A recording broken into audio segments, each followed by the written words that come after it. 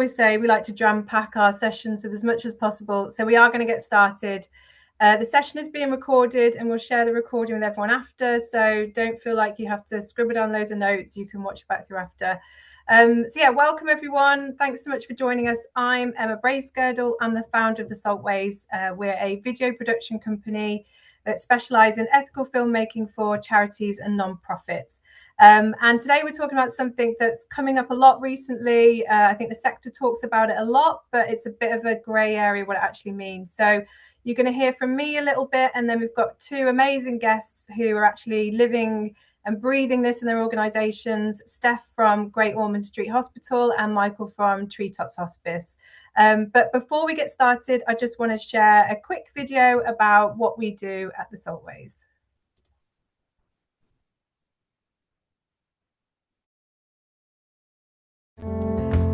That has had an incomparable impact on my life, and it's made me who I am today. I can't put into words what they've done for me. Even the littlest thing gives you that independence back, and that's what people want. I want to help the next generation, so leaving a gift in my will can do that. I'm going to be changing the way that people are seen in society. How are you? Good. Yeah. Speaking to someone's hard, but once you start, you'll get everything off your chest and you'll feel free again. This was the one thing that really helped me cope with life and start seeing a brighter future. What ended up being an amazing gift for us all is it gave us this determination to get out and make lots of memories together. Yeah, it changed my life really.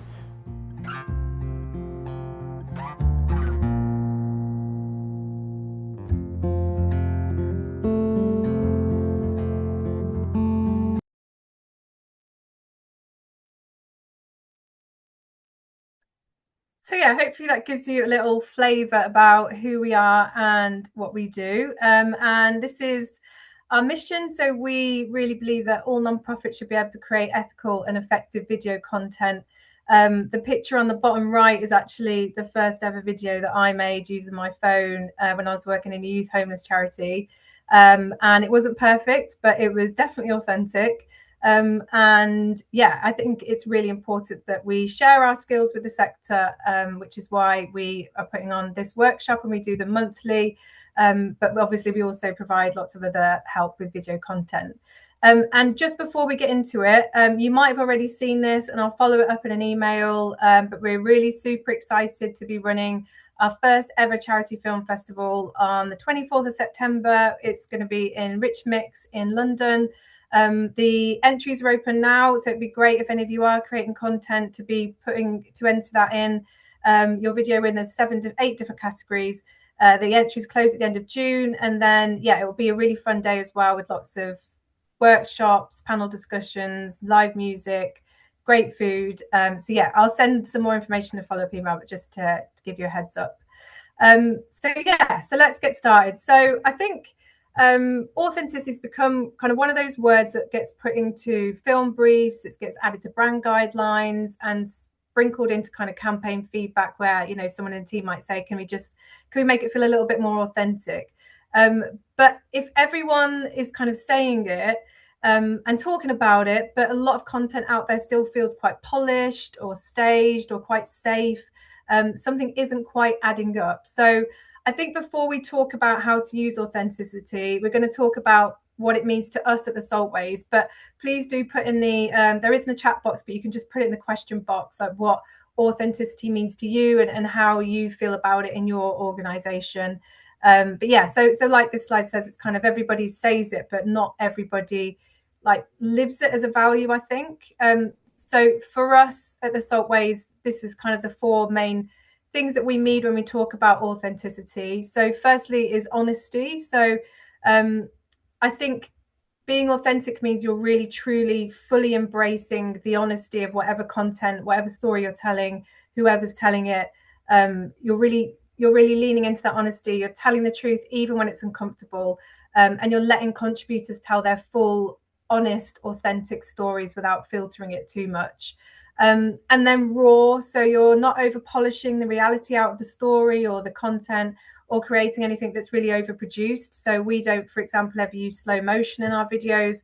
The reason is that we want people to feel what they feel without trying to maybe manipulate a feeling that wasn't there. And I think that can really help things feel more authentic than stuff that's really heavily overproduced. And then transparent. So you're showing how you work, not just what you achieve, which I think where there's this like lack of trust maybe in the sector, I think that if we were more transparent about the good, the bad, the ugly, how you work, the processes, then actually we could help build trust, more trust with audiences. So it's talking about all the parts of your work, the good stuff that happens, the how you get to places, not just the impact of everything.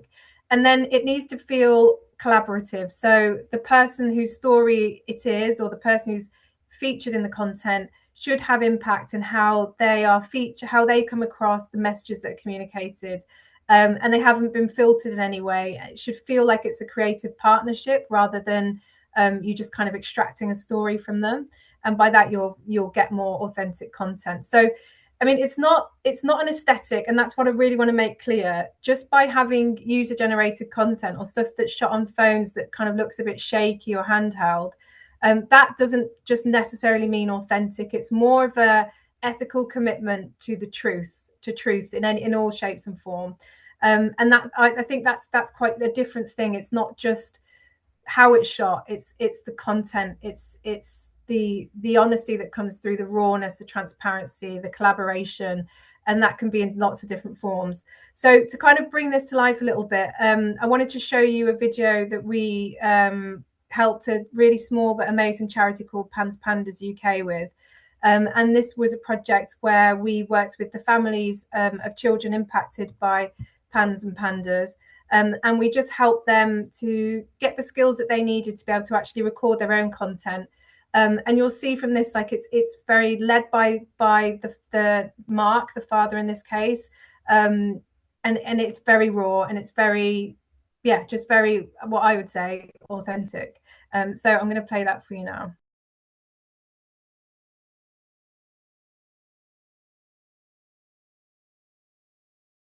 Reflects like the reality of being a Pans Pandas parent. Like, life's normal, life's good, I get on with it, I'm positive, I'm strong, you know, but half my head is with Isaac and with my boy, and like lost in that world, and you know, kind of like whatever I'm doing, half my head is there, half my head is lost.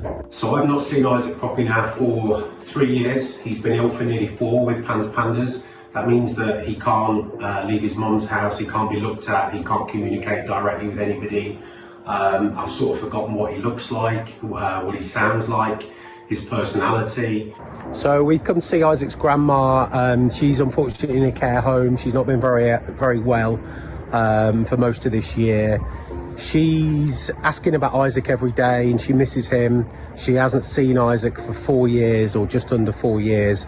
Obviously we're worried that she's pretty poorly and she's pretty frail, and we hope that he gets a bit better soon and he's able to see his grandma, because she'd be heartbroken if she wasn't able to see him again. So we're hoping for that, fingers crossed. It's that time of year again that's so difficult for these children with Pans Pandas, and for parents and extended family, brothers and sisters. Hello, we're just doing a little bit of Christmas shopping. Unfortunately, there's only 2 of us, not 3 of us. Fingers crossed that changes for next year. Last night we went to Lynn, and I built an advent calendar for my brother. Hope he enjoys it. We managed to have 9 fantastic Christmases together as a family before he got poorly, but sadly Christmas 2023 will be his 4th Christmas with no family, no presents, no participation, no eating together, no fun together. He'll just be sleeping all day as he normally does, and then he'll get up at night. He won't look at his presents, but he'll eat some food on his own in isolation. It breaks my heart what he's going through and what these children are going through, and you know, we'll just keep doing all that we can to fight for them, to keep pushing the message, raising awareness and trying to raise much needed funds for Pans Pandas.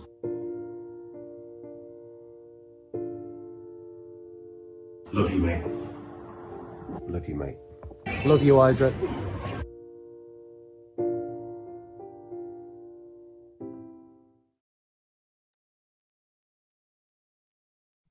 Yeah, so I think that's just kind of showing the power of giving over control a little bit to the people who are sharing their stories, and that you know that is to us what authentic means. Really, it's trusting and relinquishing control a little bit. But why does this matter? I think it's become, you know, a real hot topic, and we are hearing the word more, like I said. And I think, you know, we can't talk about this without talking about AI, because it does change the stakes a little bit. You know, AI can now generate a photo of a smiling beneficiary. It can write a testimonial in 30 seconds. It can now start to create videos of people that aren't real, saying words that they've never said. We've done separate research on AI generated imagery in the charity sector, which some of you might be aware of. If not, let me know. We can send you the stuff that we did on that. But I think one of the most consistent findings that we found, and we've seen in the wider sector, is that supporters are becoming increasingly skeptical of anything that looks too perfect. You only need to kind of scroll through social media, and I myself question, you know, is that AI? Is that real? So I think the more AI content that's flooding, you know, the social media, then the more genuinely human stories stand out, and the more authentic content does really stand out. It does give you an advantage as well, as an organisation. And I think that we are the sector that people should trust and not question. Is this real? Isn't it real? So I think that's why it's really important now more than ever that we do embrace authenticity. And there's also a lot of research out there that shows that younger donors definitely engage more with and prefer the authentic style of content. So if you are sort of looking to engage with a younger demographic, then this is definitely the way forward. So I've kind of talked about what authenticity is to us, and I think then it's important now to talk about what it isn't. So it's not, you know, like I said, it doesn't mean that it has to be shaky cameras and lit rooms. These things do happen, like the video that you saw with Pans Pandas. It wasn't perfectly shot, but the content was king. It was the story, it was the control.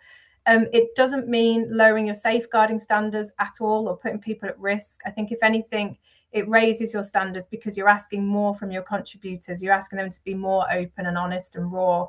And then I think the other one is that if you're using someone's story to serve your campaign, it shouldn't be about the pain. It shouldn't be about someone's pain, basically. Full honest stories can be empowering, they can be joyous. Authentic shouldn't mean pity. It should just mean whatever that person wants to communicate. So I think real authenticity means the person whose story it is has agency over how it's told, what's included and what isn't. But the quality of the content still does matter. What changes is your relationship with control.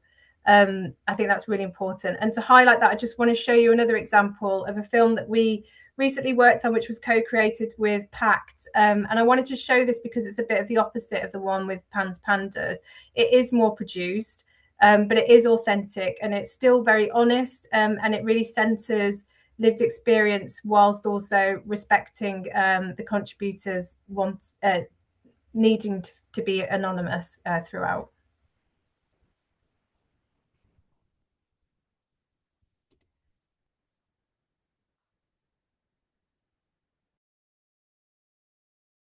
Isn't it? Punishment, isn't it? It's the lifelong punishment. My 5 children were aged between 9 and 16 when I went to prison. I was 5 and my sister was 16 when my mum went to prison. My mum got taken away and police were around. I was kind of just under this impression that she would be coming back eventually. She didn't. It was just my sister basically taking care of me for a long time. I think it's a really hard weight to carry when it really dawns on you that the choices that you've made in your adult life have had the consequences that they've had on your family. It's so painful. I did everything that I could have done. Send letters, phone, send people round to the house to make sure they're okay if I identified something that wasn't okay. But essentially, as my daughter said, Mum, to all intents and purposes, for that 4 years, you were dead.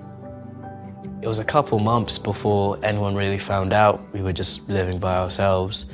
It only ever became apparent because my sister was just late to school all the time because she was picking me up and taking me to school. I was pulled out of my classroom, my sister was there, and they basically told me, "You're not going to be going home tonight." And I was like, "But why?" Like, my mum's coming back eventually. Like, "No, she's not coming back for a while." And I was like, "But why isn't she?" And they were like, "Well, she's in prison." Pack a bag of everything that you think you might need, and that's about it. It's a long journey back. I've been home from prison for 17 years. How I've responded to the situation is to dedicate my life after that to supporting families of people who are in prison. That's why I'm a trustee of PACT. The support that an organisation like PACT can bring to keeping families together in the first place, supporting children, and the long-term support that families need to recover. I think PACT's the charity that I wish my children had had. Yeah, I didn't know when I was going to see my mum again, if I was going to. There was just so much I didn't know. We want to protect younger kids and only tell them what's necessary, and I agree. But I think that did a lot more damage to me, being so left in the dark. If I had something like PACT when I was growing up, I would have felt a lot less isolated to know that there's other people like me, and that there's a lot of people like me, you know. With lots of love, lots of consistency on my part, lots of giving space for my kids to air their feelings, I think we've survived it. Some of the adversity that my children have been through has also been part of what makes them kinder, more intuitive and more compassionate individuals, of whom I'm really proud. If I could go back to the young me, I think whenever I was particularly down, I would probably say, you know, one day, eventually you'll be in a good enough place that you could help people like you. Yeah, and I think that would make me feel a lot better.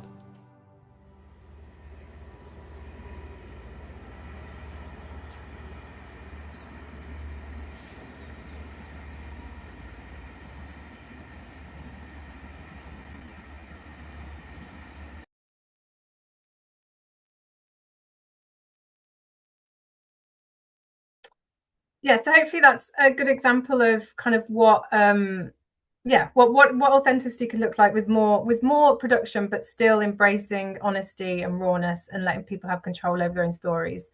So before I hand over to Michael, I just want to say that I think in my experience, the charities that struggle with authentic content aren't really struggling because of a technical problem. It's more of an organizational one, or it does require you to really trust your contributors enough to let them lead. And it also requires you to trust your audience enough to show them complexity. And this is something that we sometimes get pushback from charities that we work with, is that they think, oh, but if we lean too much into this, the audience won't understand this. And I think it's really just allowing, trusting your audience to know those nuances, to kind of read between the lines and take what they want from it. And it needs you to trust yourselves enough to be transparent about what you don't know yet, and the magic that can happen when you really let go of control. And amazingly and brilliantly, it's happening in a lot of organizations. And Steph and Michael are going to talk you through about how they're embracing authenticity in their amazing charities. So I'm going to hand over to Michael.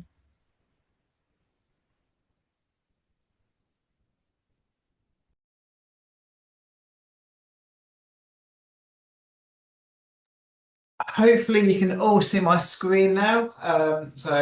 Hi, I'm Michael. I am the head of marketing at Treetops Hospice. We are based in Derby and cover central and southern Derbyshire. We're not like most hospices in the sense that we aren't actually a bedded unit, so all of our care is out in a community's home, which from a marketing point of view brings a few challenges when it comes to getting the content. But it is still achievable. I am extremely passionate about digital marketing and storytelling and authenticity. I actually believe that the most powerful marketing in our sector does come from real people and not the perfect messaging, echoing what Emma's been saying. And most importantly, I'm a girl dad to two amazing girls. They are 5 and 1, and they are my everything. So that is me. They are why I do what I do, and I'm a proud girl dad, as they say. So for me, authenticity is absolutely vital, and it's not just within the sector. So I'm going to share two very quick videos with you. The first is actually from a clothing brand called Bear and Babe, who I follow on Instagram. We have clothing, both my wife and I, and our kids from this brand. And for me, they really sell authenticity in what they do. You know, it's warts and all, it's the late hours, it's the early mornings, the joys of working when you've got kids around. I think in this video, she kind of says, you know, yeah, she could use AI, she could show, you know, polish it all, but she'd rather not do that. She'd rather talk about authenticity. And then this second video, which hopefully plays well, is from a comedian. It's actually 4 years old, this video, but it still stands true today. Hi TikTok, could someone please explain to me why every video that I work really hard on, or featuring work that I've worked really hard on, does very poorly on this app, and then anything I do very quickly late at night and then just post thinking, whatever, who cares? That seems to be what you're into. Do you hate effort? Do you hate trying? Are you embarrassed for me? Tell me what you want. Interestingly, the comments from that video at the time when it came out all said it was authenticity. TikTok, could someone? So I went through the comments at the time when this video first came out, and I only screenshot a few, but it was all about everyone's like authenticity. Authenticity beats hard work. Like I said, that was from 4 years ago, and that's something that's actually stuck with me since. I think it matters within hospice storytelling and across charity sector storytelling for a lot of reasons. So first of all, especially in the hospice sector where there are a lot of misunderstandings, it helps shape how people understand and experience hospice care. Every time I mention to people who aren't in the sector that I work in a hospice, they all pull the face, as I call it, is that, oh, look, and it's, you know, people think that you go to a hospice, you go there to die. It's not true, or that they're just for older people, or that we're fully funded. You know, I wish we were fully funded. We're not. There's a lot of lack of understanding of and knowledge of what hospices do. And for me, I feel like the stories and telling stories from our families and from our patients really helps to actually break those misconceptions, break those myths. And they can all say it better than I ever could. I can't put into words the way that they talk about their story. It also then builds trust with families and supporters. So for me, I think if you've just been diagnosed with a life-limiting condition and you've been referred to your local hospice, whoever that is, whether it's Treetops or wherever you are in the country, your hospice, you want to know kind of what can you expect? Not just what is the care that's open to you, but actually what can you expect? What's it going to look like? And actually, the one thing we find is that, you know, a lot of our families will kind of resonate with the stories that we're sharing, going, yeah, exactly the same for me. Or we put out, and one of our nurses might do a little video for us, and obviously the engagement and the love we get for those nurses based on, oh, yeah, Lisa did this for us and she was great. And so those little bits of advice and information kind of helps build that trust with families. And equally with supporters, you know, we want our supporters to see the difference that they're helping make, and that is by using real stories from people that we've cared for. Also keeps the focus on the meaning of why are we here. It's not to, you know, reach hundreds of thousands of people or have, you know, an amazing engagement rate. You know, yes, they're all great, especially in marketing. You know, it's what my KPIs are on, but actually the real reason we're here is to help people, and authentic storytelling keeps the meaning on that. It's not just on the pretty figures that might look nice in a report. And they also create that deeper emotional connection. Again, you know, I can talk to you about what Treetops does, and you get an understanding. But if I had with me the patient or one of the family members that we've cared for, and they told her you'd get that deeper emotional connection, and the only way to do that is through authentic storytelling. And kind of linking on to about the understanding, it reflects the reality of hospice care. We are all human. They are happy places. Sad times happen, but it's all about compassion, and it's actually great. To build on some of that, as I mentioned, it builds trust with families, helps our communities understand our real impact of what we're doing. Bear with 4 moments. It shows how the care that we're providing is in a real setting. It provides something that's tangible, not just numbers. So I'm sure many of us on here produce an impact report where it says, we've cared for 2,000 plus people this year, but what does that mean in a grand scale of things? Being able to pull that out to one person's story, going, we've cared for this many people like Michael, and this is his story, really helps to give that real impact. Reduce the stigma and misconceptions around hospice care, and the connection. And also, before I go on to Mark's case study, one thing that I'm really keen on when we're talking about family stories, whether that's a full-length family story that might be in a newsletter or an appeal or shorter form in social media, emails or video, is that we do use data where it's relevant, but we don't want to kind of overshadow with data and facts and figures, because we know that our audience won't connect with them and they won't take them away. What they will take away is that feeling that they've got, but we'll use data there to kind of to build upon what we're talking about. So it's something that I think is really, really important. Yes, figures will look impressive, and when you're writing to trusts and grants, you might need to include more figures than if you were reaching out to Joe Public. But make sure you've got that right balance, that you're not using figures to take away from that authentic real life story that you are trying to tell. And that's what we did when we used Mark's case study. So Mark is a supporter of Treetops. We cared for his mum.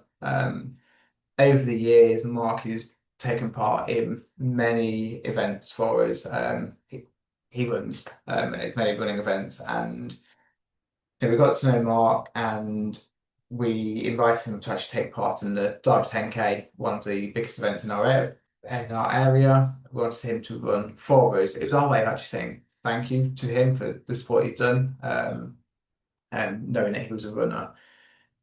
What we also want to do is actually try and use some of Mark's story to encourage other people to run, but without making it going, you have to do this. And we explained to Mark kind of what our aims were, was to encourage more people to run for Treetops, hoping that we get more of our running tops out there, therefore spreading a bit of awareness and hopefully reaching that one more family who needed us.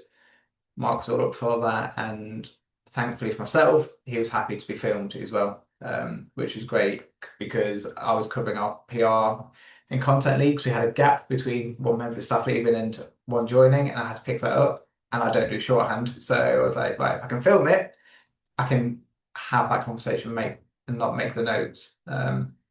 He came in, he actually came in with his dad, which added a really nice touch that, you couldn't plan for that at all. But it had a really nice touch. His dad came in and was involved. It was just a nice, friendly conversation.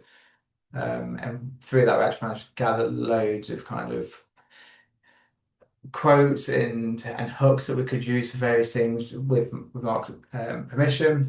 And we made sure that throughout it all, we focused on his own words, his experiences, and his personality, and that of his dad as well. So, they were talking at parts about their experiences, and I was just sat there listening, not saying anything, and it was just really nice process. And we made sure, as we do with all of our case studies, to go through a bit of an ethical check before. So we checked with the clinical team to make sure there wasn't anything that they were aware of that maybe meant we shouldn't have been speaking to Mark at that point, whether it was like an anniversary or they were going through cancer and it wasn't a good place. It's something we always like to do.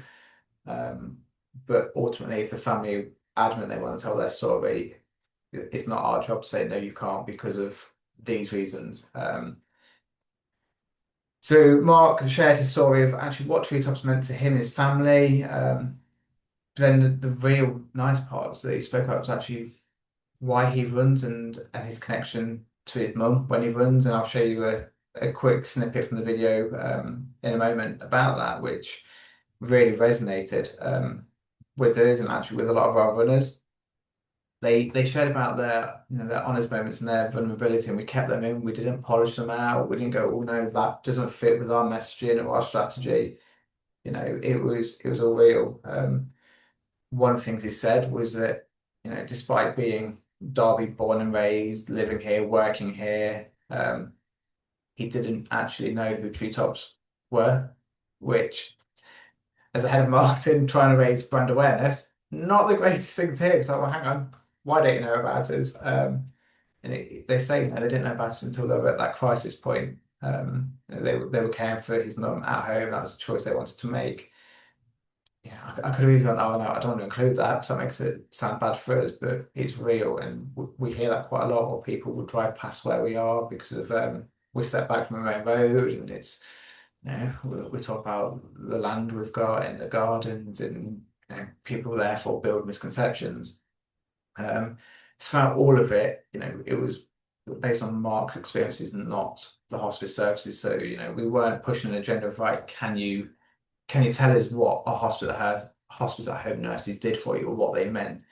It was, my first question I asked was, can you tell me about your mum? And I remember Mark asked, he was like, well, do you want me to talk about her illness? I was like, no, tell me about your mum, who your mum was. I want to know who your mum was and who that person was, because that's what matters. It's not the illness or the condition that she had, it's who was she as a person throughout your life. And it was really nice to hear those stories.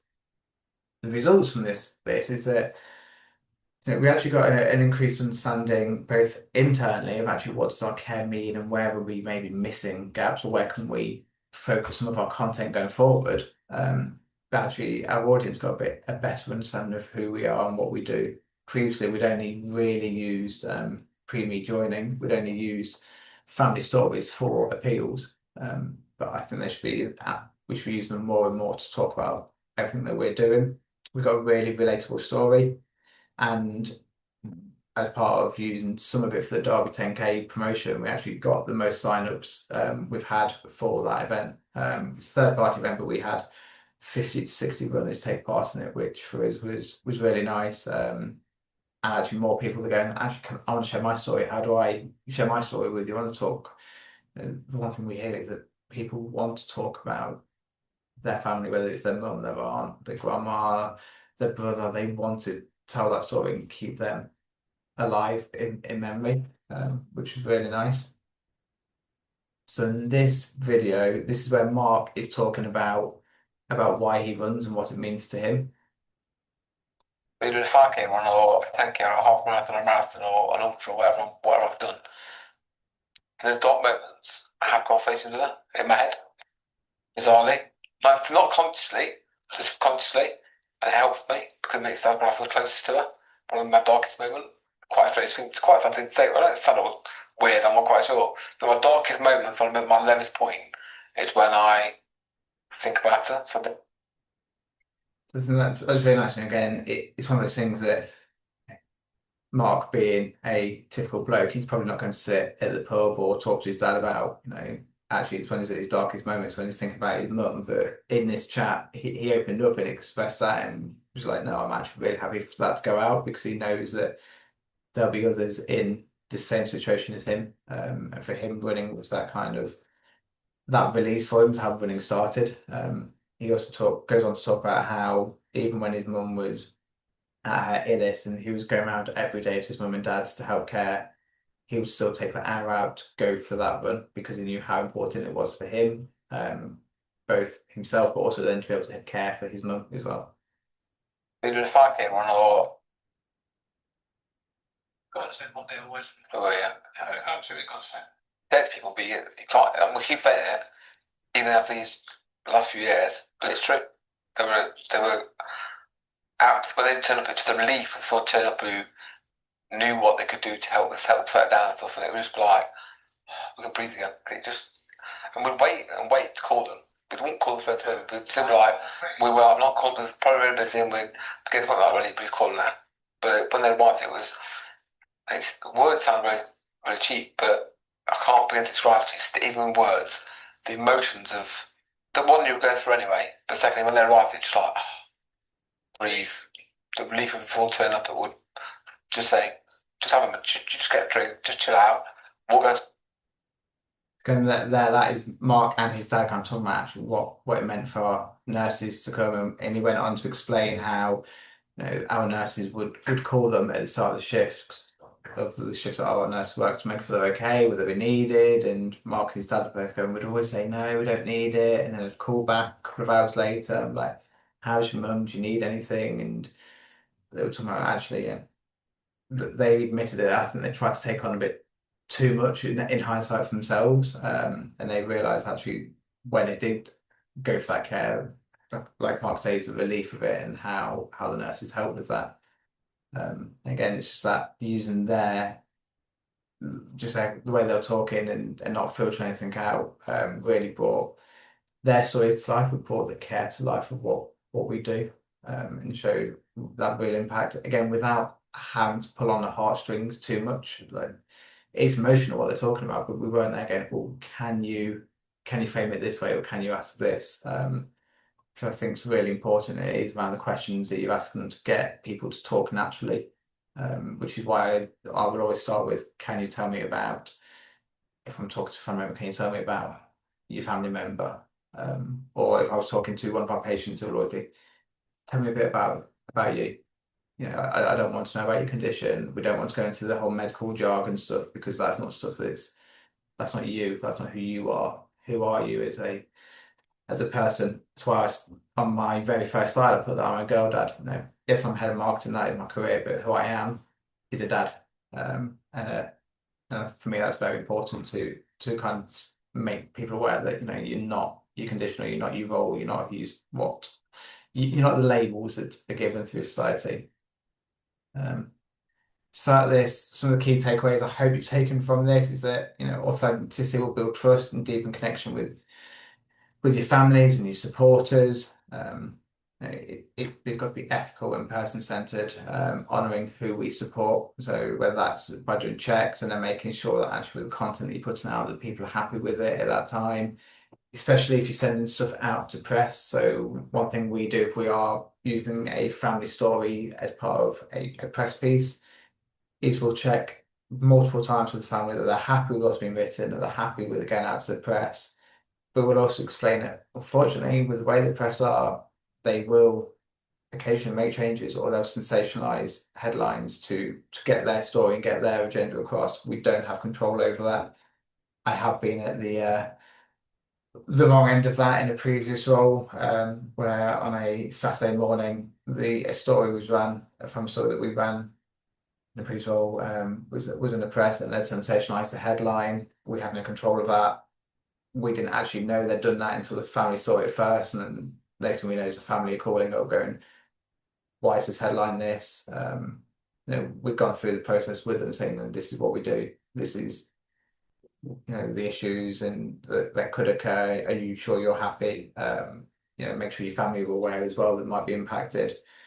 In that instance, we did write to or contact the paper and say, you know, that's not on. You can't sensationalise it that way. But unfortunately, journalists have their own agenda, which needs to be taken into consideration when you are putting stories out there.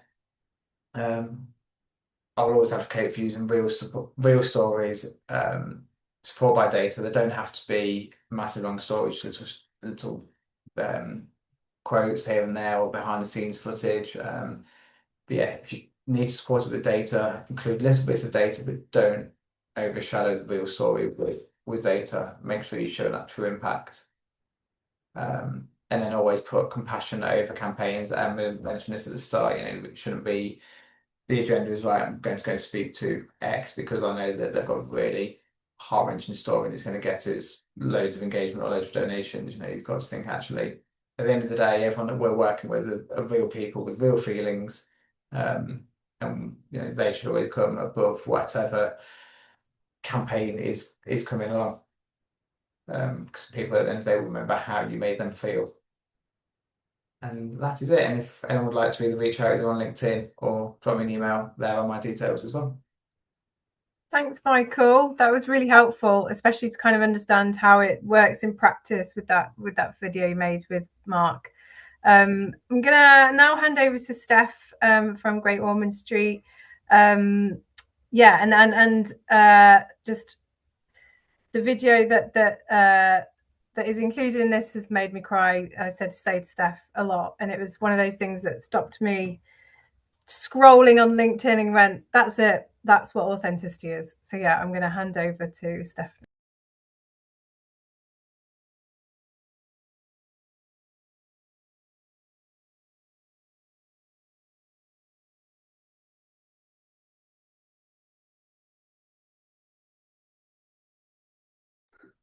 Hello. Sorry, I'm not a Zoom gal, so I'm very much getting used to the audio functionality. Thanks for having me. My name is Steph. I am a senior film producer at Gosh Charity. And for anyone who doesn't know, we support Great Ormond Street Hospital through funding groundbreaking research, cutting-edge medical equipment, support services for patients and their families, which includes things like family accommodation. We also have dedicated play teams throughout the hospital. And we also fund child-centred facilities. So this is things like we're at the moment raising £350 million for a new children's cancer centre. We are very lucky that we have an in-house film team at the charity. So that is myself. We also have a senior filmmaker who's come from a background in TV and is a very skilled camera operator and editor. And we have a recently joined assistant producer who's been a godsend to me in helping with all things pre-production. And between the three of us, we make lots of different content. We make a huge amount of hero-patient films. We do campaign and event films, quite a lot of DRTVs, a massive amount of digital ads, and to throw in the mix, some cinema and radio ads as well. So as anyone who's from the charity sector will know, we're a very small resource, but we have massive, massive ambitions, and we also have a huge output as well. So what I want to show you today is one specific piece of content. And as you'll all be aware, the Christmas market is a really notoriously crowded space. So how do you cut through that noise and make a real impact? And our approach for this in 2025 was to bring our audiences inside Great Ormond Street Hospital and capture real unscripted moments with the children, families and staff who are there. So rather than creating a really specific narrative, we focused on those lived experiences and showing how childhood continues even when someone's in hospital, and even how there's a little bit of magic to that. And we also tried to show how our donor support can help make these magical moments possible. No child should have to spend Christmas in hospital, but if they do, we do try to make sure that Christmas still feels like Christmas. And this film is us sharing what that looks like. I'm just going to try my audio.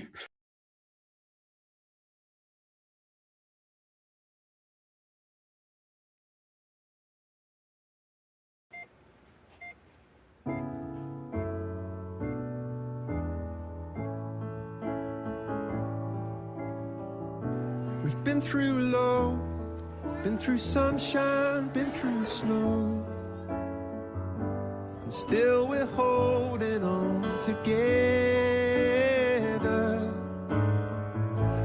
You got all my love, whether it rains, it remains. You've got all my love.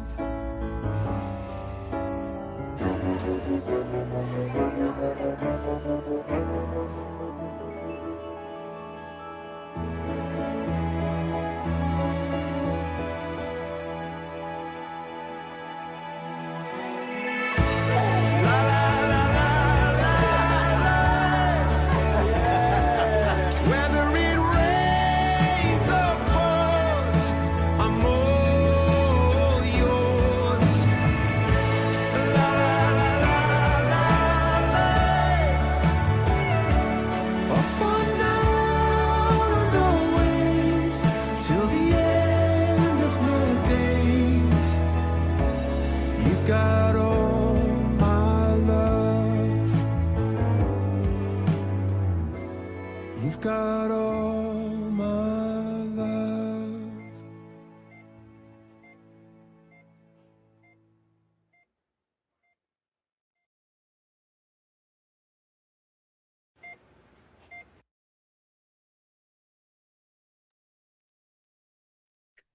So, what does authenticity mean to us at Gosh? We are really fortunate that we have magical moments like that that happen all throughout the year. And to allow us to capture that magic, we tend to embed ourselves within the hospital. So we film with patients and families and staff in genuine reportage moments like you've seen in that film, really documentary fly on the wall style. Authenticity is definitely one of the charity's most valuable USPs. We embed it into every single piece of content we create. We always use real patients, we always use real families, and we always use real staff. Our entire brand is centered around childhood and showing the impact of serious illness on the lives of children and their families. And we can't do that without using authenticity and without being really honest with our content. And I think also, just on a personal note, as storytellers, as so many of us are, it's a real privilege to share these stories. You are coming into a patient and a family's life at a really vulnerable time, and we want to tell their story in a way that they can see themselves in, that they feel is accurate to their experience. It was a massive integrated campaign across the charity with a huge amount of objectives, and I've just pulled out a couple that are most closely relevant to the film. So we wanted to reach 40% of the UK adult population and to raise about £1.4 million. We also rebranded in 2024, so having a consistent or improved brand metric score for awareness, consideration, and buzz was a big factor for us. And as always, we wanted to build an emotional connection with our audience at a very, very competitive time of year. So I'm going to take you a little bit through the process of what that actually means in practice. And our pre-production stage happened a couple of months before Christmas. We started with a series of brainstorms where we could identify the key moments in the Christmas calendar. So at Gosh, there are lots and lots of different wards, lots and lots of different teams who have their own Christmas calendars, their own schedule of events. And because we have such a small team, we really needed to prioritize which ones of those we were going to focus on. And once we had a good idea of that, we then contacted hundreds of hospital staff so they could help us identify patients who were comfortable in taking part in the film. We have a really strict safeguarding and consent policy within the charity.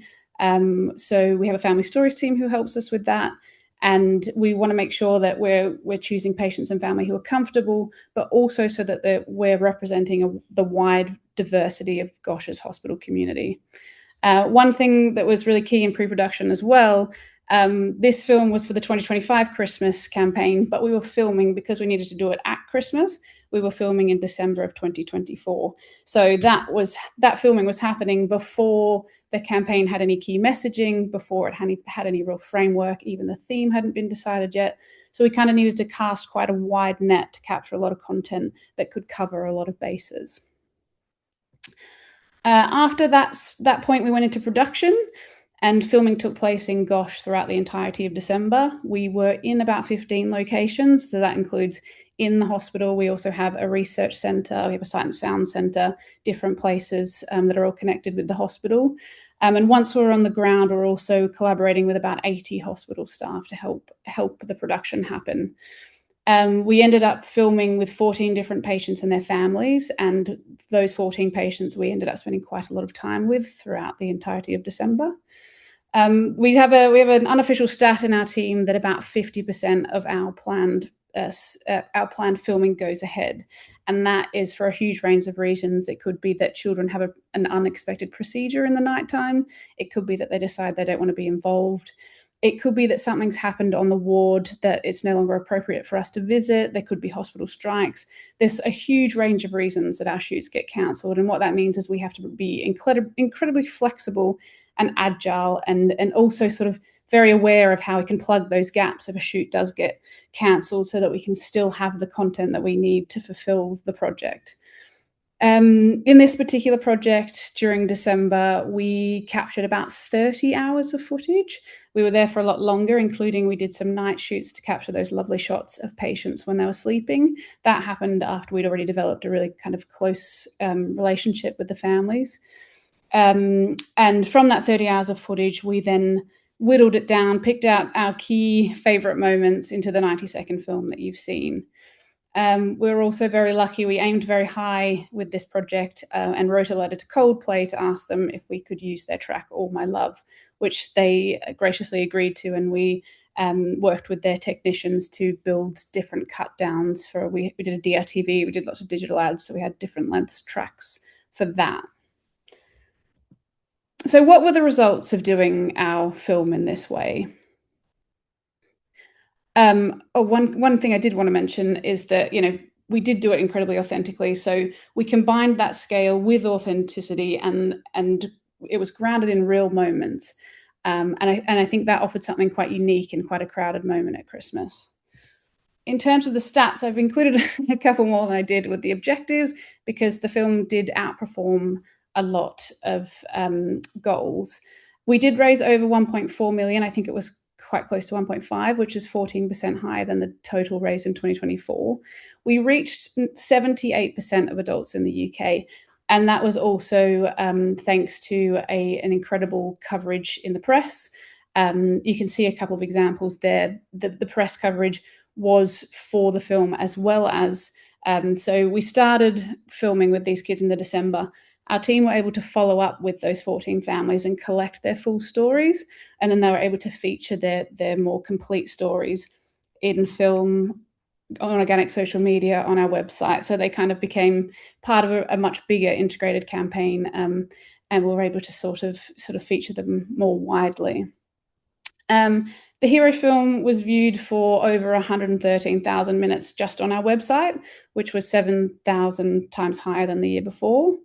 Our DRTV also outperformed expectations, generating more than 132% of donations than the target. A couple more. The brand buzz was increased by 3% during November and January, which is great. A version of the Hero film was shared in collaboration on Instagram with Coldplay, and within 24 hours, that version had over 1.6 million organic views, which was, in large part thanks to Coldplay's massive audience, but it was a huge achievement for us as a charity. One of my favorite highlights is that there's a lot of roundups for the different festive ads.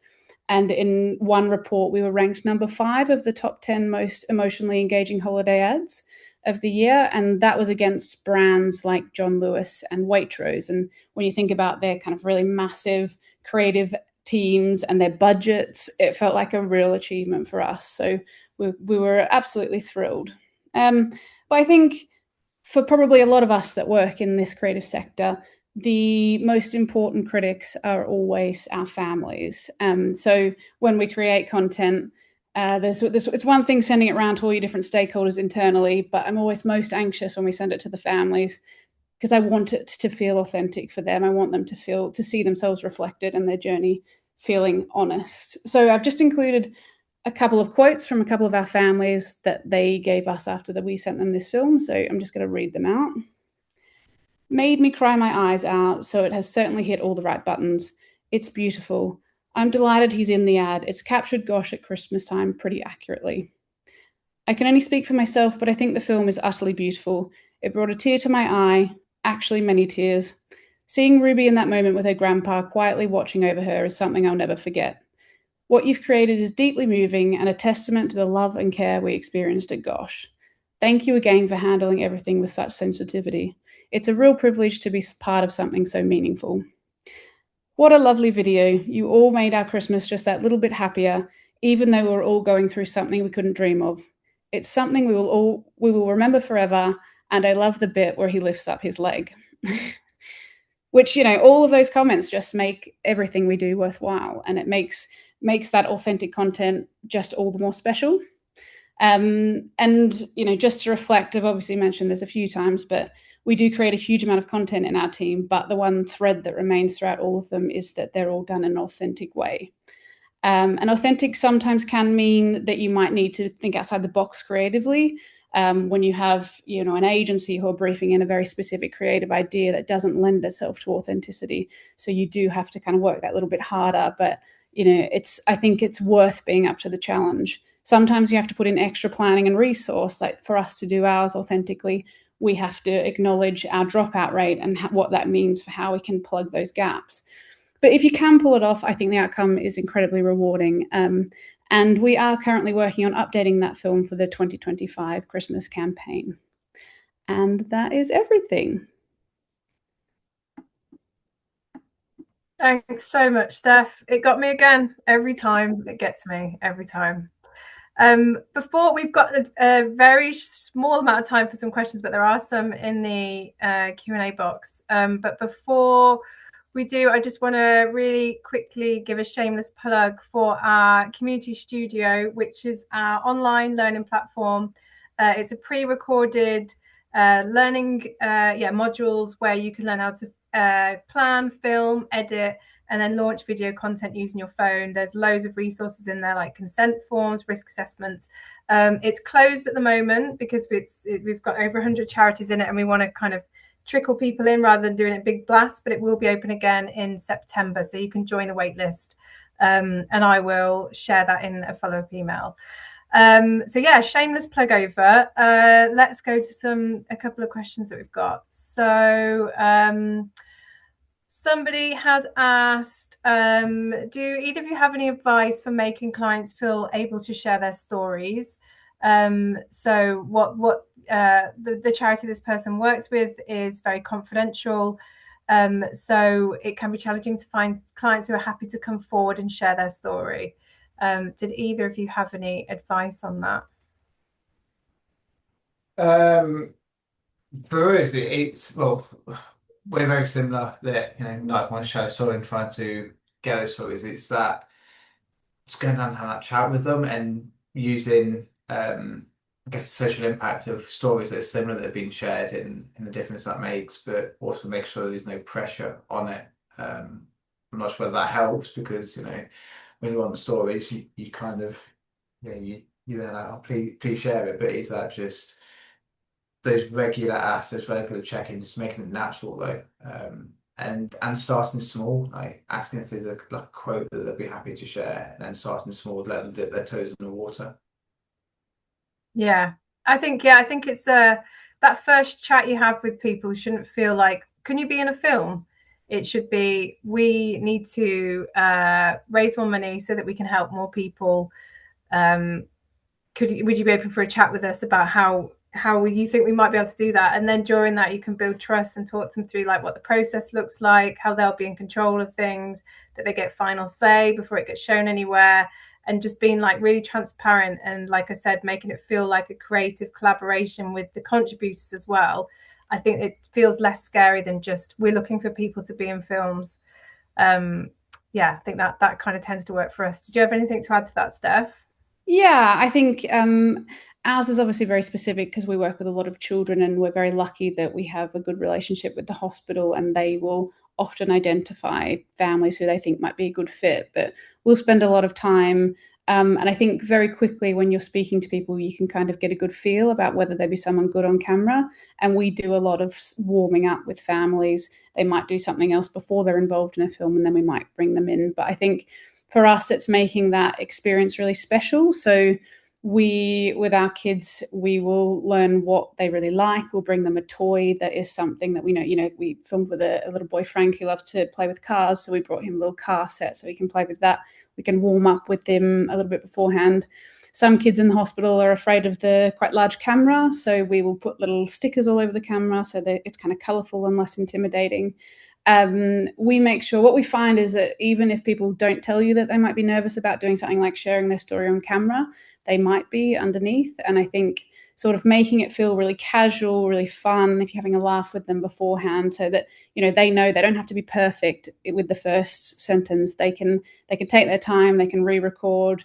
So I think making it a really good experience from the outset really helps with finding the right people, and if it doesn't feel right, then maybe they're not the right people to be sharing their story. Yeah, exactly. It needs to be like, for a fully informed consent, everyone has to feel comfortable with it. So we've come to the end, and sorry we didn't have more time for questions, but I think it was important that it was just jam-packed with lots of helpful advice and practical stuff you can take away, hopefully. Yeah, keep an eye on our websites. We're always updating our workshops, and I'm sure Steph and Mike will be happy for you to connect with them on LinkedIn or ask any further questions. But yeah, thank you so much for coming, and we'll be sending the recording out probably in the tomorrow or Monday. But yeah, have a nice week, everyone. Stay hydrated. Thanks, guys.